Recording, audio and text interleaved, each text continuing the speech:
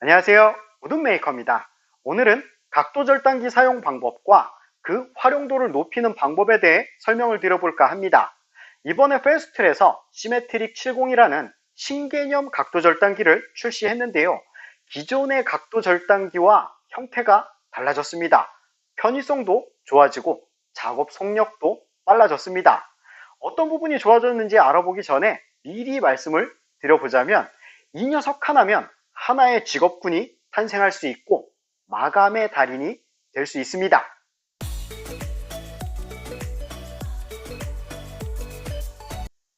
부위별 명칭과 사용 방법에 대해 말씀드려보도록 하겠습니다.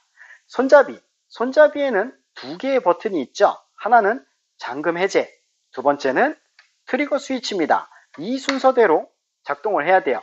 저희가 트리거 스위치만 눌러서는 작동이 안 되죠. 잠금 해제 레버가 안전장치라고 보시면 되겠습니다. 1번, 2번 이 순서대로 움직입니다. 제가 이러한 형태는 이번에 처음 사용을 해보는데 두 가지 장점을 발견했습니다. 기존에 사용했던 각도 절단기들은 이 잠금 해제 버튼이 위에 있거나 옆에 있었어요. 그래서 저처럼 손이 작으신 분들은 이거 누르는 게 굉장히 불편할 수 있거든요.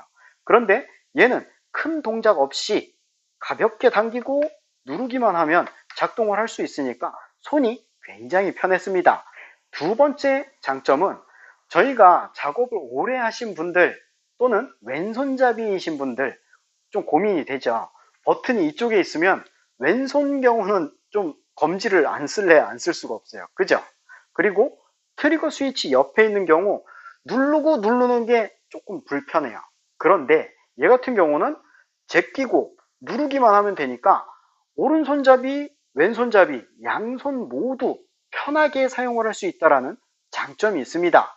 공구를 오래 사용하신 분들은 오른손잡이여도 왼손을 쓰는 경우도 많습니다. 그래서 이 공구가 출시되면서 이 버튼이 이렇게 만들어지면서 오른손, 왼손의 자유로운 편안함을 느낄 수 있다는 거 아주 잘 만들었다고 생각합니다. 모터 사용 방법에 대해 설명을 드려보도록 하겠습니다. 시메트릭 70에는 이시텍 모터 2세대 브러실리스 모터가 탑재되어 있는데요. 현 시대에 가장 진화가 잘 된 인공지능형 모터라고 보시면 되겠습니다. 뭐 인공지능까지 필요해? 라고 생각하실 수가 있겠는데요.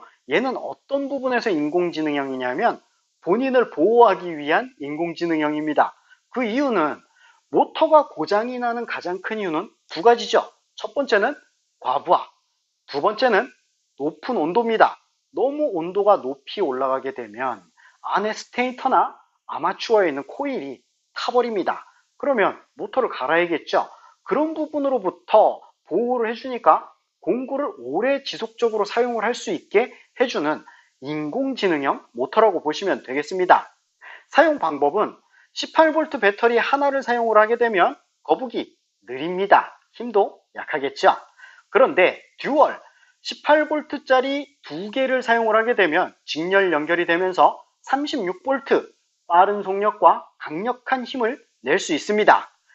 배터리 하나일 때와 배터리 두 개일 때의 차이점을 눈과 귀로 한번 느껴보시죠. 우선 배터리 하나입니다. 싱글.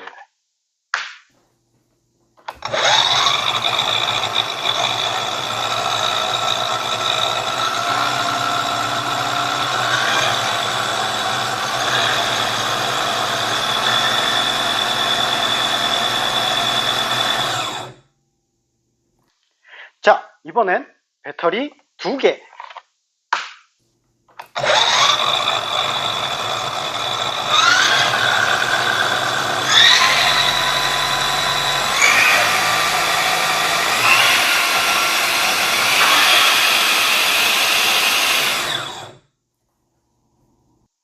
자, 배터리 하나와 두 개의 차이점을 확실히 느끼실 수가 있으셨죠?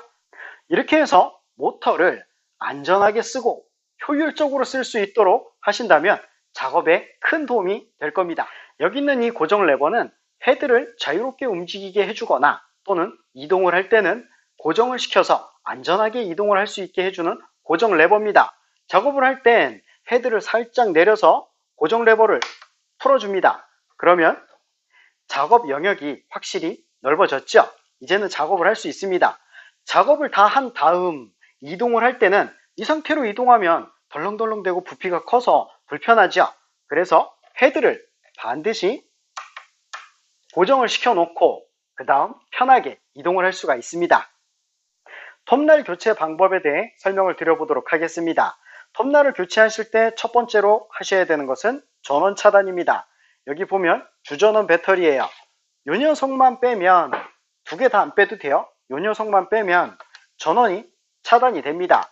이것이 확인이 됐다면 두 번째로 하셔야 되는 부분은 자, 스토퍼 펜스예요. 스토퍼 펜스가 톱날과 지금 가까워서 뺄 때 이게 걸릴 수 있습니다.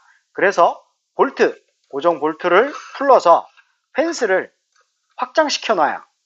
확장시켜 놓고, 자, 이 뒷부분에 보시면 렌치 보관 브라켓이 있어요. 여기서 전용 렌치를 이렇게 빼서 준비를 합니다. 그 다음, 자, 여기 헤드 볼트 있죠?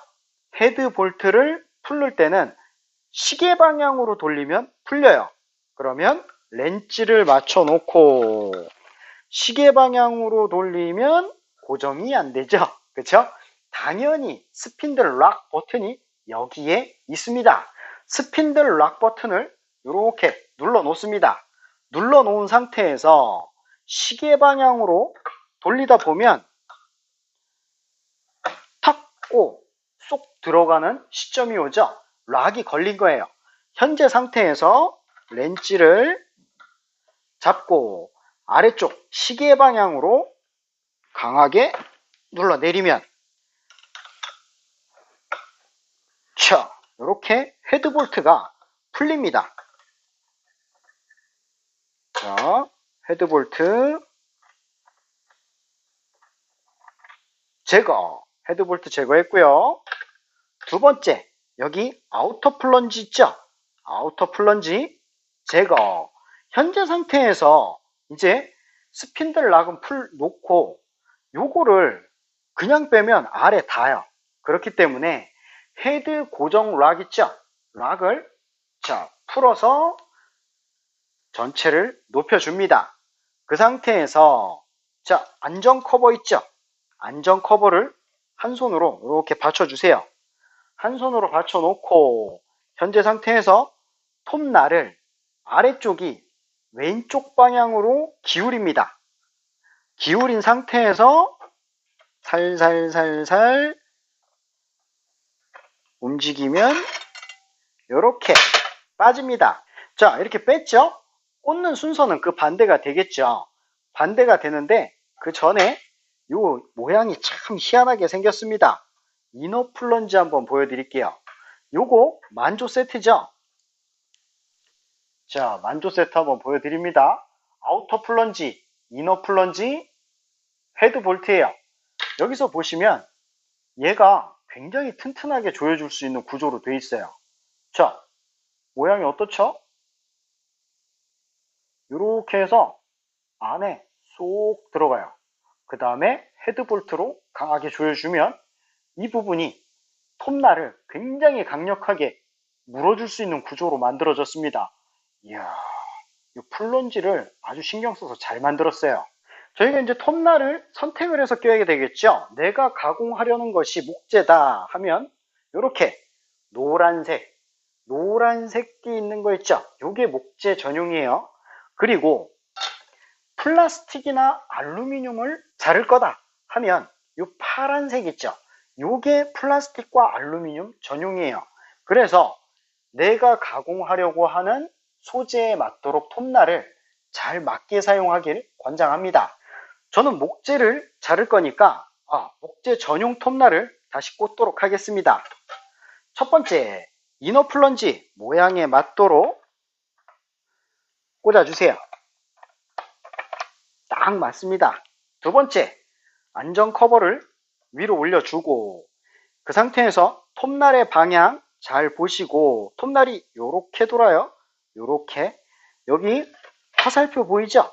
화살표 여기도 화살표 이 화살표 방향 잘 맞춰서 넣어 주셔야 돼요. 자, 이렇게 해서 역시 아래쪽이 왼쪽으로 기울어지도록 해가지고 비스듬하게 넣어야 돼요. 비스듬하게 넣어줍니다. 이렇게 해서 위치에 잘 맞도록 넣어주고 안전 커버 이제 내려도 됩니다. 그 다음 아우터 플런지 위치에 잘 맞게 모양에 잘 맞게 넣어주시고 헤드볼트 아까 전에는 시계 방향으로 돌려서 풀렸죠. 반시계 방향으로 돌려서 웬만큼 조여주고 그 다음 이제 스핀들 락 버튼 눌러줘야 됩니다. 스핀들 락 버튼 누르고 아까 맞춰놓은 그 자리에서 그런지 쏙 들어갔어요. 현재 상태에서 반시계 방향으로 반시계 방향으로 돌려줍니다. 딱 맞으니까 딱 멈추네요. 생각보다 이게 느낌이 있어요. 보통은 느낌이 없어서 한 이쯤 그러는데 얘는 다 돌아가니까 딱 멈춰지네요. 그 다음 스핀들 락 놓고 톱날 교체가 끝나고 전용 렌치 있죠? 전용 렌치 보관 브라켓에 다시 잘 넣어줍니다. 이렇게 해서 우리는 톱날을 교체할 수 있습니다. 톱날의 컨디션이 안 좋아서 절단면이 깨끗해지지 않은 경우 톱날 새 것으로 교체를 해야 되겠죠. 그리고 내가 가공하려고 하는 소재에 맞는 톱날을 선택해서 또 교체 작업을 할 수 있어야 합니다. 톱날도 교체했고 모터 사용법도 익혔으니까 실제 작업에 들어갔을 때 여기에 어마어마한 기술이 탑재되어 있습니다. 그 기술들 하나하나 알아가 보도록 하겠습니다. 70 각도 절단기입니다. 각도 절단기인데 뭔가 다르게 생겨도 한참 다르게 생겼죠. 보통 저희가 사용하고 있었던 각도 절단기는 이 부분에 각도를 조절할 수 있는 조절 레버가 있었습니다. 그런데 이거 아무리 봐도 움직일 것 같지 않은 고정형이에요. 그렇다면 얘는 각도 조절을 어떻게 할까요? 베이스 플레이트를 보면 힌트를 얻을 수 있습니다. 여기에 보면 각도가 이렇게 쓰여져 있죠. 이걸로 각도를 조절을 한다는 건데 여기 보면 스토퍼 펜스 뒤쪽으로 보면 클램핑 레버가 있어요. 클램핑 레버를 착 풀고 그 다음 요렇게 각도 조절을 합니다. 이야, 이거 지금까지 이런 거 전 처음 봅니다. 뒤로 최대 뒤로 제꼈을 때 각도는 60도까지 각도를 줄 수 있습니다. 그리고 반대쪽으로 앞쪽으로 끌고 와 보면 자, 최대 68도까지 각도 조절을 할 수가 있습니다. 아예 이 부분을 고정형으로 만들어 버려서 이제는 헤드가 좌우로 움직일 수가 없어요.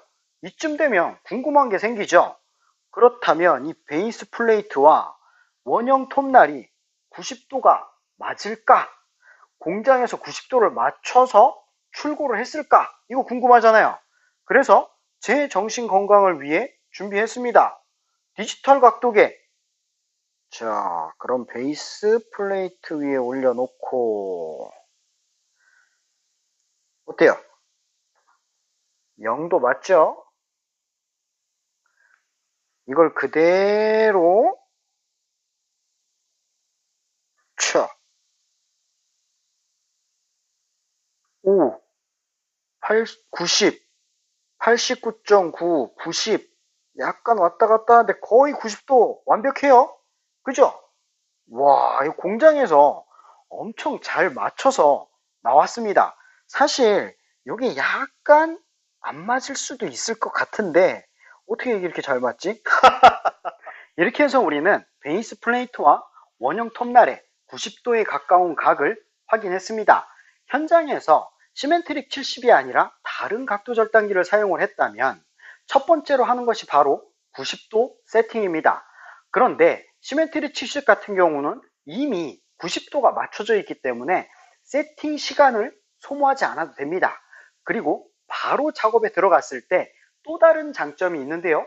자, 저희가 현장에서 바로 작업을 할 때 인코너 측정, 아웃코너 측정을 합니다.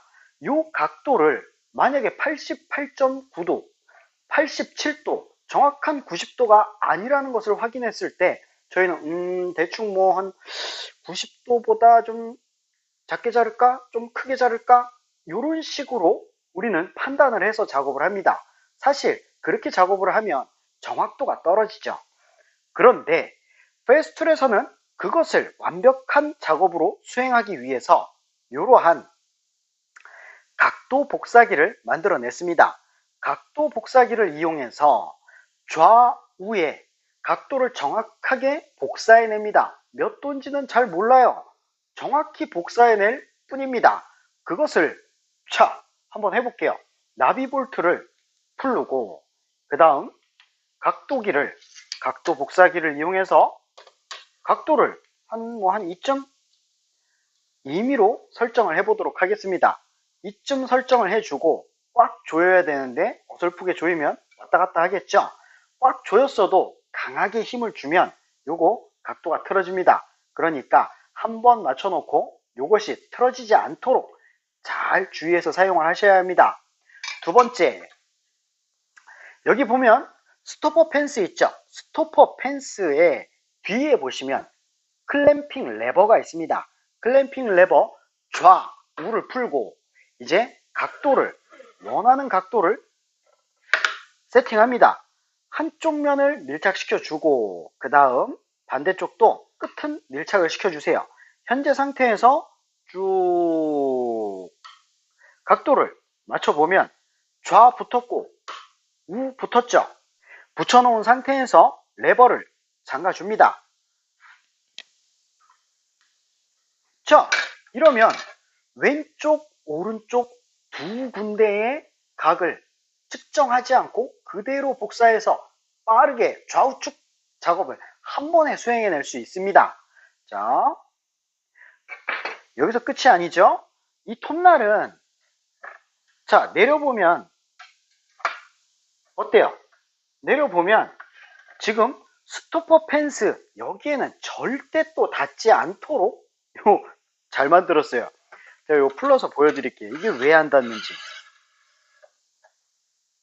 자, 이 부분 보이나요? 이 부분에 보시면 여기가 이렇게 더 들어가지 않도록 아예 찌그러뜨려 놨어요. 더 넣고 싶어도 들어가지지가 않습니다. 자, 어때요? 더 넣고 싶어도 들어가지지가 않아요. 현재 상태에서 이렇게 조여 놓아도 톱날이 죽었다 깨나도 안 닿습니다. 톱날 이 상태로 제가 한번 각도 조절을 해보도록 할게요. 현재 상태에서 레버 풀고 자 앞쪽으로 최대 68도까지 와도 벌려도 뒤로 최대 각도를 줘도 자 닿지 않습니다. 안전을 위해 이렇게 닿지 않도록 스토퍼 펜스를 잘 만들어 놓은 거예요. 이 상태에서 여기서 우리는 스토퍼 펜스를 조절을 해줘야 돼요. 좌측, 우측 작업을 할 건데 보시면 자 어때요? 나가지지가 않죠? 나는 한 이쯤 잘라야 된단 말이죠. 그러면 더 깊숙이 넣어야 돼요. 그렇다면 이때 뒤에 있는 고정 볼트를 풀어서 지나갈 수 있도록 약간 편하게 지나갈 수 있도록 스토퍼 펜스를 조절을 해줍니다. 반대쪽도 역시 닿죠? 이렇게 닿아요. 그러면 볼트를 풀고 살짝 벌려서 쉽게 지나갈 수 있도록 세팅을 해줍니다. 자, 이렇게 세팅이 됐으니까 이제 좌우를 한 번에 작업할 수 있어요. 보통 저희가 일반 각도 절단기를 사용을 할 때는 두 번 세팅을 합니다. 하나 맞춰놓고 다시 각 바꿔서 또 작업을 하고 두 번 각을 세팅을 해줘야 되는 번거로움이 있었었는데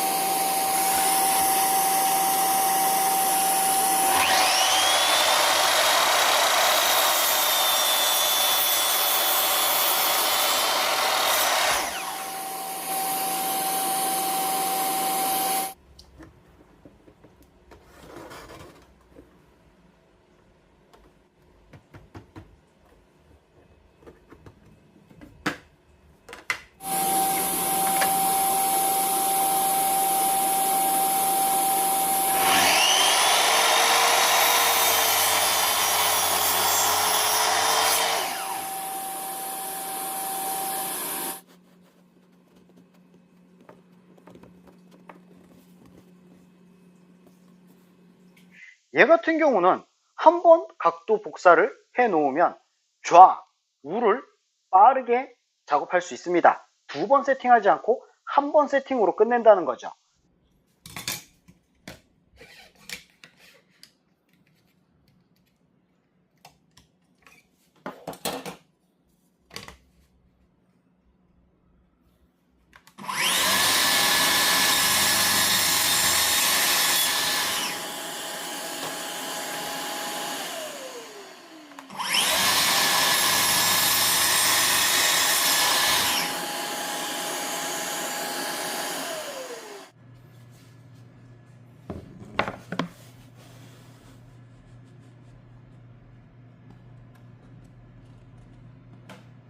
시메트릭 70은 각도 절단기를 오래도록 사용을 하면서 불편했던 부분을 개선해서 나온 제품 같습니다. 90도를 세팅한다거나 좌측 작업, 우측 작업에 각도 세팅을 두 번 해야 되는 번거로움을 단번에 해결한 제품이라 할 수 있습니다. 인서트 세팅 방법에 대해 설명을 드려보도록 하겠습니다.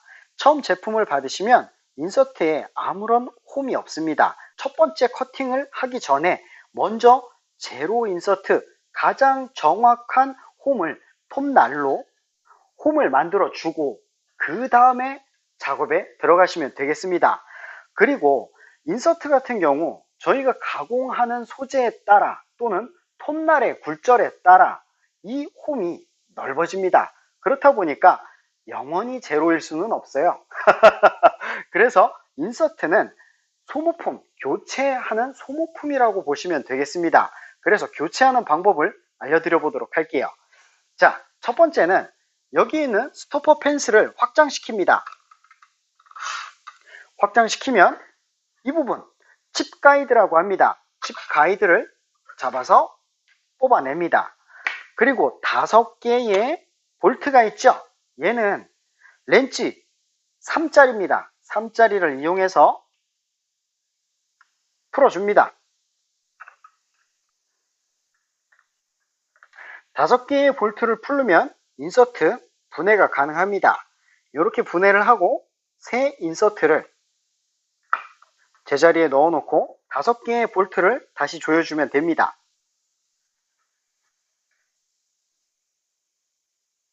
자, 이렇게 해서 인서트 교체가 되었습니다. 이제 제로 인서트를 만들어 보도록 하겠습니다.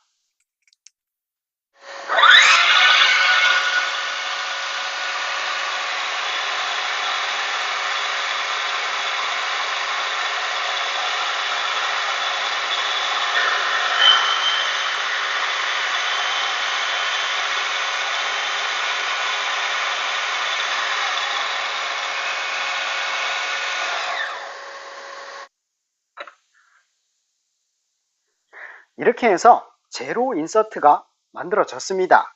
제로 인서트를 만들었으니까 앞으로 이쪽으로 딱딱 떨어지면 참 좋겠는데, 그쵸? 그래도 오랜 시간 사용을 하다 보면 인서트 교체하는 시기가 올 겁니다. 정확한 재단을 위해 시메트릭 같은 경우 LED 조명등을 채택하고 있습니다. 자, 켜보니까 LED 조명등이 톱날을 정확히 비춰서 그림자가 지게 만들어 줍니다. 이 그림자 안쪽에 선을 맞추면 당연히 안 되겠죠? 요만큼 톱날의 두께만큼 사라지는 겁니다. 그래서 이 그림자의 바깥쪽에 재단선을, 여기 보이시죠? 재단선, 그림자의 바깥쪽으로 재단선을 이렇게 맞춰 놓고 재단을 하는 겁니다. 자, 얼마나 정확하게 잘리는지 확인해 보겠습니다.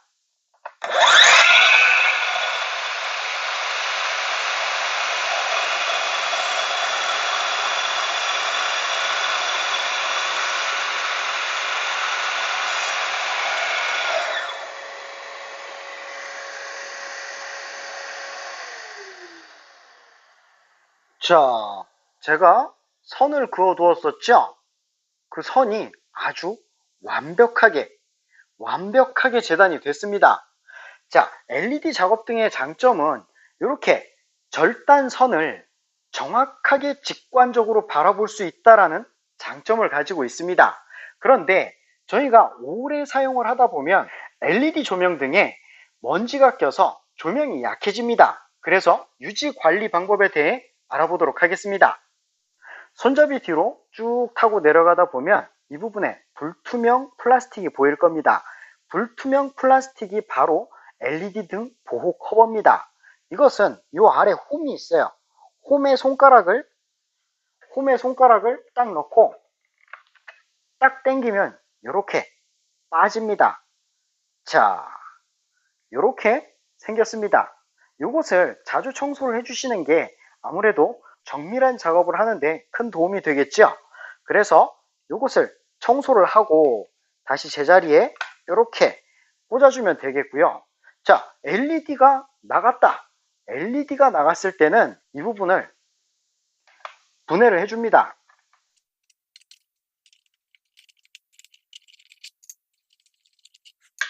볼트 두 개를 제거해주고 그 다음 요걸 뺄 때 조심히 빼야 돼요. 안 빠진다고 강제로 빼면 안 되고 여기에 칩이 꽂히는 부분이 요 바로 뒤에 있거든요. 이 부분에. 그래서 그게 안전하게 빠져야 됩니다. 휘지 않도록 조심히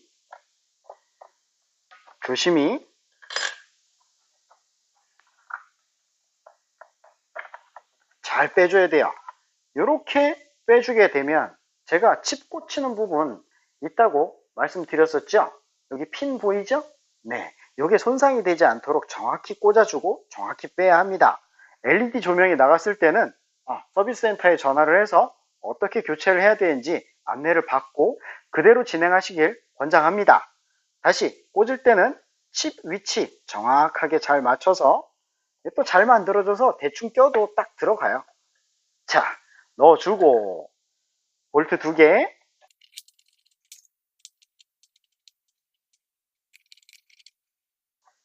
이렇게 채워주면 LED 등 교체도 쉽게 할 수가 있습니다. 시메트릭 각도 절단기는 각도 절단기 중에 최고의 집진력을 자랑한다 라고 말할 수 있는데요. 그 이유는 집진구가 위에 하나, 아래 하나, 두 개입니다. 아래 같은 경우 이 캡을 이렇게 빼보면 이렇게 집진구가 있습니다.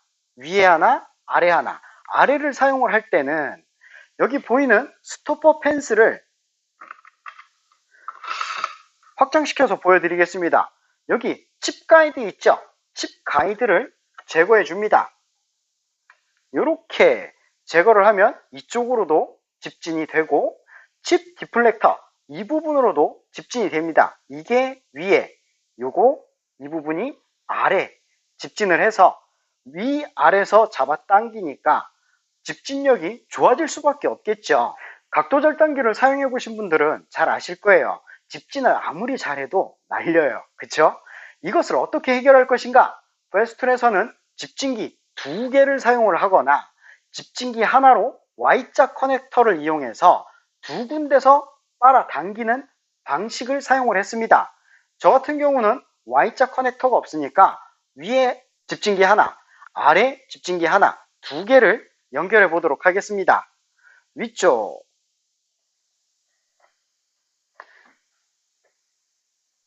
집진기 두 개를 연결해 놓고 이제 작업을 해 보겠습니다.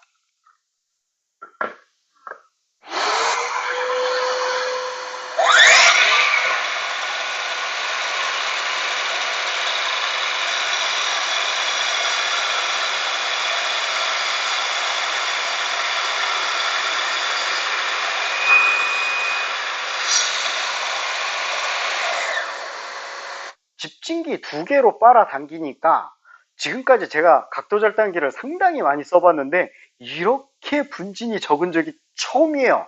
야, 확실히 2구짜리 집진기는 다릅니다. 시메트릭 각도 절단기는 지금까지 제가 사용해본 각도 절단기 중에 집진력이 가장 우수하다라고 말할 수 있습니다. 아마 이런 말씀 하시는 분들도 계실 거예요. 누가 현장에서 집진기 두 개나 쓰냐? 그렇죠. 하지만 시메트릭 각도 절단기가 위아래 집진기 두 개를 이용을 할 수도 있고 집진기 하나로 여기 Y자 커넥터를 이용해서 한 대로도 사용이 가능합니다.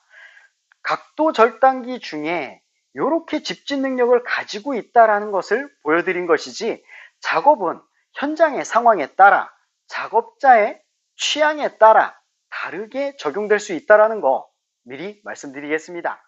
시메트릭 각도 절단기의 작업 영역에 대해 말씀을 드려보도록 하겠습니다. 톱날을 최대로 내렸을 때 여기 하단은 80mm입니다. 그리고 앞쪽 높이는 70mm까지 작업이 가능하고요. 뒷부분은 64mm까지 작업이 가능합니다.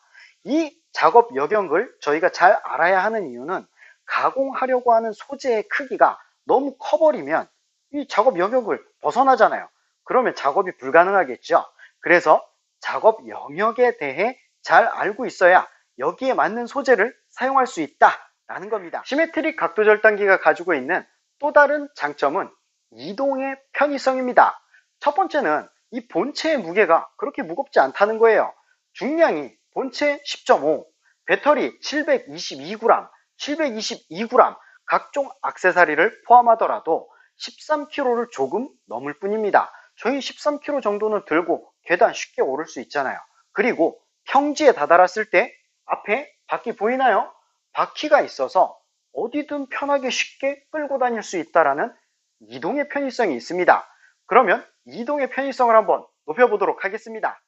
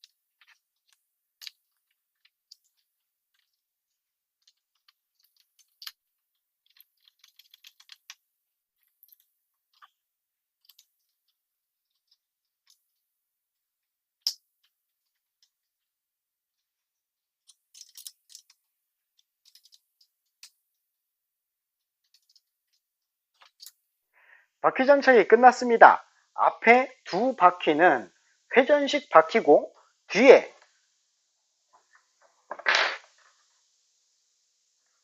두 바퀴는 고정형입니다. 그렇다 보니까 저희가 운전을 할 때는 앞바퀴를 이용해서 이런 식으로 이동을 하면 되겠고, 작업을 할 땐 앞에 두 회전 바퀴는 고정 레버가 있습니다. 고정 레버를 눌러서 바퀴를 고정시키고 그 다음 작업을 해줍니다.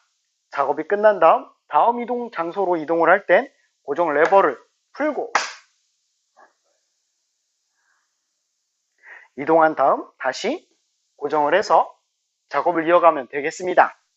시메트릭 각도 절단기를 사용을 할 때 안전을 위한 액세서리 두 가지를 소개시켜 보도록 하겠습니다. 안전한 작업을 위한 액세서리 첫 번째는 홀다운 클램프라고 해요. 베이스 플레이트 하단에 보면 이렇게 구멍, 홀이 있죠. 이 홀에다 이 원형 로드를 꽂아서 사용을 하는 겁니다. 이렇게 꽂고 그 다음 레버를 열고 높이 조절을 적당히 해서 그 다음 레버를 당겨서 고정을 시키는 방식입니다. 첫 번째로 저희가 임의로 각도 조절을 했겠죠. 그 다음 스토퍼 펜스를 고정시켜 놓고 내가 가공하려고 하는 목물, 나무를 여기에다가 이렇게 밀착을 시켰습니다. 현재 상태에서 레버를 열고 높이 조절을 합니다. 밀착이 됐으면 레버를 잡아 당겨서 목물을 고정시킵니다. 어때요? 잘 고정이 되죠? 그런데 이게 작업 범위가 있어요. 홀다운 클램프의 작업 범위는 여기 베이스 플레이트로부터 여기까지의 높이가 75mm까지만 작업이 가능합니다. 그 이상이 되면 80까지도 가능은 한데 이 로드의 하단 부분 있죠. 얘를 조금 덜 꽂아요. 그렇게 되면 조금 불안하죠. 그래서 권장하지는 않습니다. 권장하는 사이즈는 75mm 이하입니다. 그럴 때 이 걸레바지의 사이즈는 위에서부터 아래까지의 길이가 80mm입니다. 80mm를 이렇게 놔두면 홀다운 클램프는 75까지니까 못 고정을 하겠죠. 그럴 때 사용을 하는 녀석이 바로 이러한 기어 클램프 또는 퀵그립 클램프 또는 L 클램프 등을 사용을 할 수가 있습니다. 자, 보조목을 이렇게 밀착을 시켜주세요. 그 다음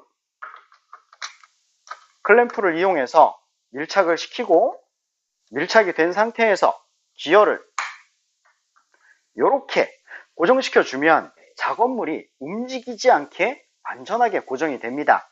안전한 작업을 위해서라도 여러분들은 클램프를 사용하기를 권장합니다. 두 번째 안전 액세서리는 시스테이너입니다.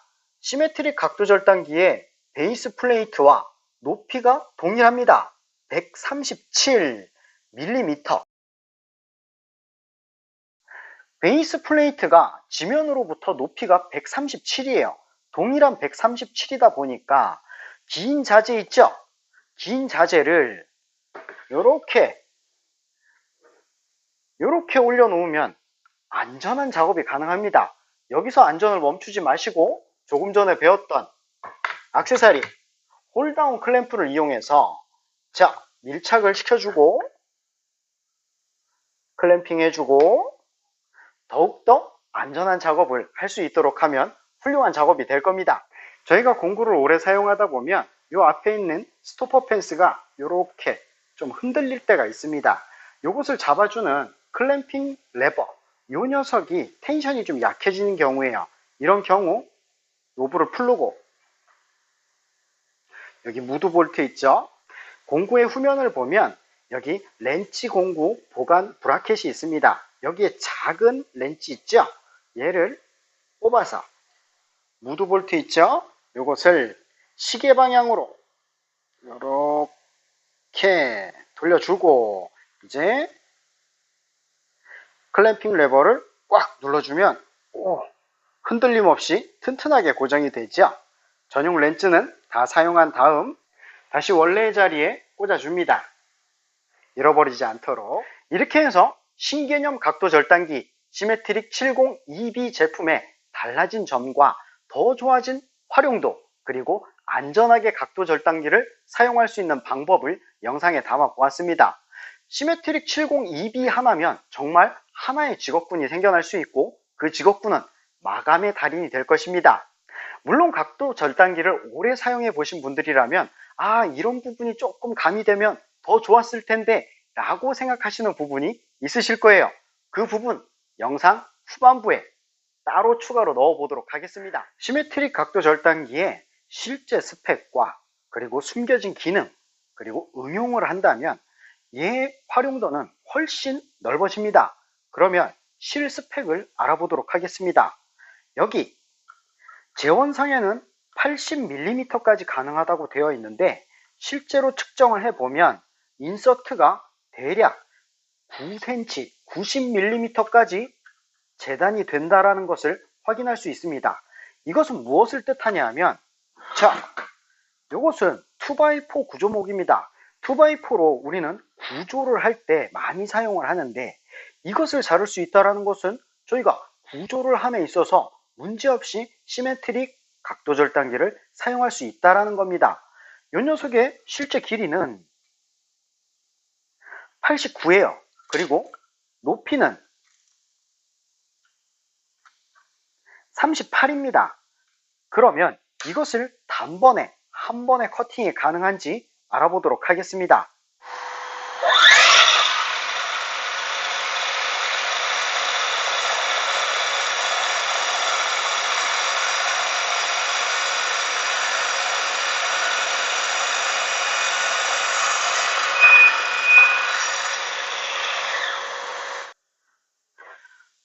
보시는 바와 같이 2x4를 원컷에 한 번에 재단을 할 수 있는 작업 범위를 가지고 있습니다. 그렇다면 우리는 구조재 2x4를 이용해서도 시멘트릭으로 작업이 가능하다는 것을 알 수 있습니다. 두 번째, 숨겨진 기능에 대해 말씀을 드려보도록 하겠습니다. 내렸을 때 문제가 발생해요. 자, 어떤 문제죠? 바로 보호 커버입니다. 이 안전 커버가 밀려지지가 않아요. 그래서 톱날이 나오지가 않죠. 이것을 해결할 수 있는 숨겨진 기능을 알려드려 보도록 하겠습니다. 자, 헤드를 잠가주면 이 뒷부분에 안전 커버와 연결된 브라켓이 있습니다. 이 브라켓, 왜 이렇게 홈이 길까요? 이것을 활용할 수 있습니다. 그러면 얘를 풀고, 풀렀죠? 이 상태에서 이 조각, 요건 제가 저 모양 따가지고, 여기 모양 따가지고 만든 거예요. 자, 이렇게 해서 브라켓 당겨 놓고, 당겼죠? 여기에 모양 딴 거 그대로 넣습니다. 자, 이렇게 넣어주고, 그 다음 다시 조여줍니다. 얘는 세게 조여도 의미가 없어요. 왜냐하면 계속 이게 왔다 갔다 돕니다. 돌기 때문에 벗어나지 않도록 해주는 역할을 한다라고 보시면 되는데, 자, 요거 하나를 고쳤을 뿐인데 아까와 무엇이 달라졌는지 한번 확인해 볼까요? 자, 어때요? 아까 전에는 보호 커버가 여기까지 와 있었죠? 그러니까 내리면 커버가 닿아서 이거 뭐 자를 수가 없어요.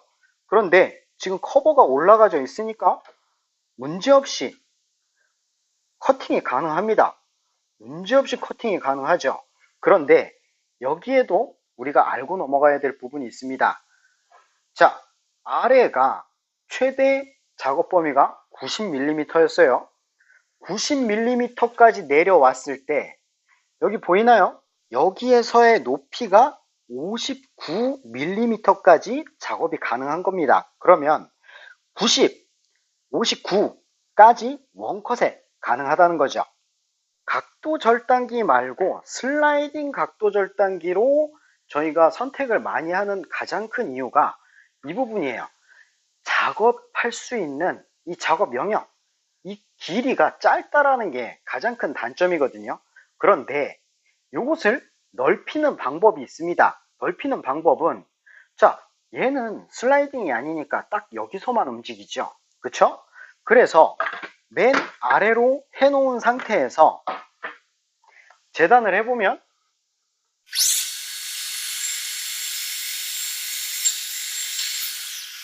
여기서 여기까지 대략 115mm까지 재단이 가능합니다. 더 넓게 하기 위해서는 높여주면 돼요. 어디를? 바닥을 좀 높여줍니다. 높여놓은 상태에서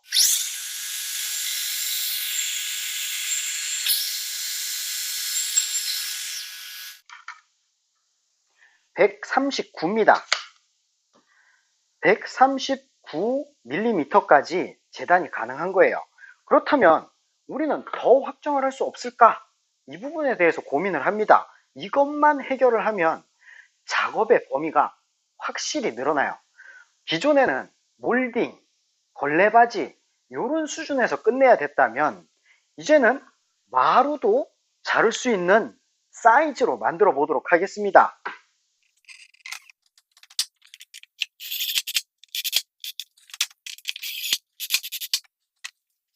이것은 제가 만든 가이드입니다. 실질적으로 수평하게 올라온 것보다 어때요? 이렇게 각도가 졌죠? 각도가 졌기 때문에 이 부분의 작업 범위가, 넓이가 확실히 넓어집니다. 그럼 한번 제가 잘라보도록 할게요.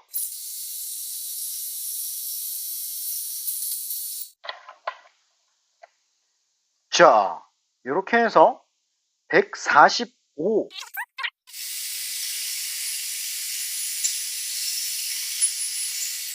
148입니다.